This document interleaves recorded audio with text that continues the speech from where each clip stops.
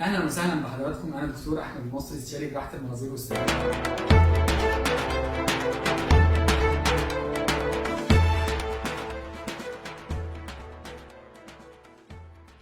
زي ما قلنا حضراتكم دايما بنحب نحكي مع الناس ونشير الاكسبيرينس على جراحات السمنه. النهارده امينه ضيفتي حابه تحكي التجربه بتاعتها او تشارك الناس التجربه بتاعتها. هي قابلت ناس كتيره خايفه، هي شجعت ناس كتيره جدا، اتكلمت معاهم، فحابه تتكلم معاك وتحكي التجربه بتاعتها. ازيك؟ اخبارك ايه؟ الحمد لله تمام. دايما بخير. يا ممكن بقى تقولي الناس اللي انت عايزاه، سلبيات ايجابيات، قولي انت. لا مفيش سلبيات خالص الحمد لله. بصوا يا جماعه، التجربه دي تجربه جيده جدا ان اي حد بيعاني من مرض السمنه يعملها.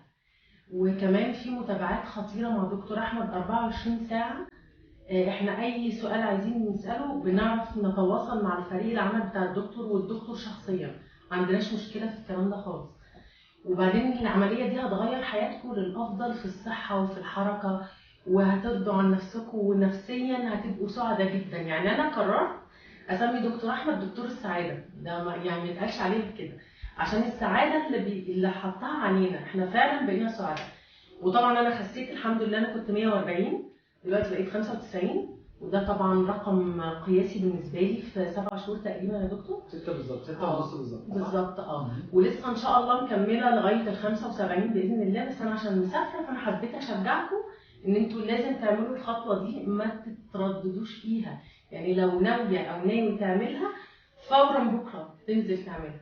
ربنا يوفقنا جميعا ان شاء الله. ميرسي يا دكتور قوي. ميرسي ليك انت، ويا رب دايما الناس كلها بخير والناس كلها مبسوطه، واشوفكم على خير باذن الله. شكرا.